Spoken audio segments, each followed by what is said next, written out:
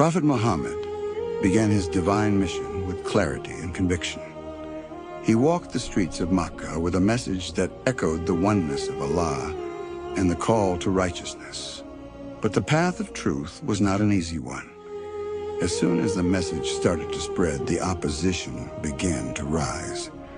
The noble prophet, full of mercy and patience, faced rejection, ridicule, and harsh resistance from the very people he had known all his life.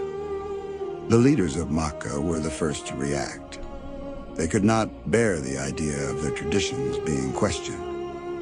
"He wants to change our religion," they cried. They accused him of dividing families and dishonoring their gods. With anger and pride blinding them, they began to threaten the prophet and anyone who followed him. Traders, slaves, and even their own relatives who embraced Islam were suddenly seen as enemies. Yet the prophet remained firm. His heart was filled with the light of divine guidance. He never returned hatred with hatred, nor violence with violence. Instead, he responded with wisdom, compassion, and unwavering faith. In every hardship, he found strength in the words of Allah. His patience became a guiding light for those who believed in him. Amidst this storm of hatred, there was a man who stood like a mountain beside him, his uncle Abu Talib. Though Abu Talib had not embraced Islam, his love and support for Muhammad never faltered. When the Quraysh tried to pressure him into abandoning his nephew, he responded with strength and loyalty. His protection allowed the prophet to continue his mission, and his presence gave the Muslims hope. But the Quraysh did not stop. When words failed, they resorted to oppression. Muslims were tortured in the streets. Some were starved, others beaten. They were insulted, mocked, and isolated. Families were torn apart, yet their faith only grew stronger. The prophet never abandoned them.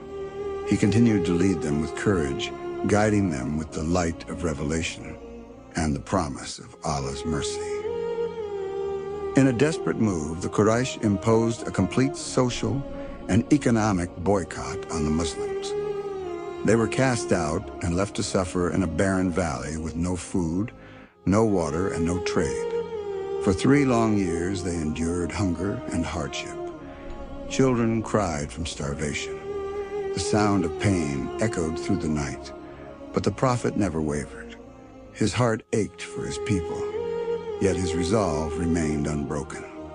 He knew that patience and trust in Allah were the keys to victory. Even in the face of despair, he offered words of hope.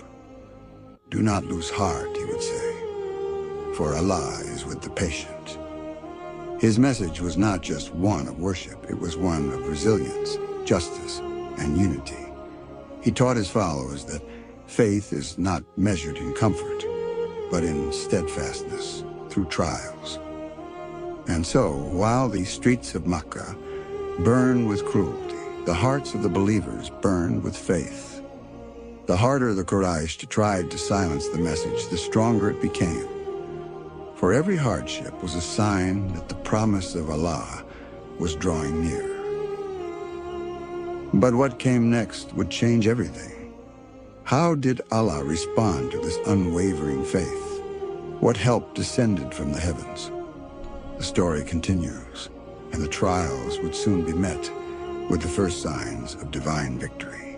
Stay with us as we explore how, in the midst of darkness, light began to shine and the journey of Islam moved closer to its destiny.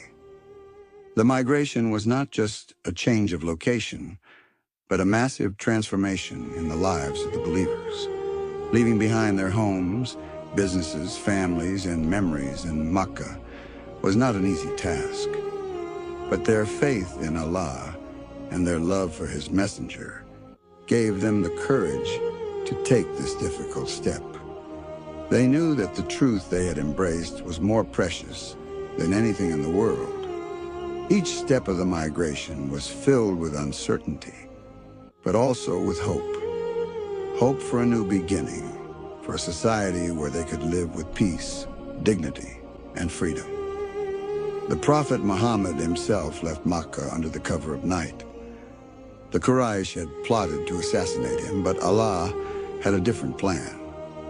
As he left his beloved city, he looked back and said with deep emotion, "O Makkah, you are the most beloved land to me, and had your people not forced me out, I would never have left you." This single sentence captures the pain, sacrifice, and love he had for his homeland. The journey to Medina was long and perilous.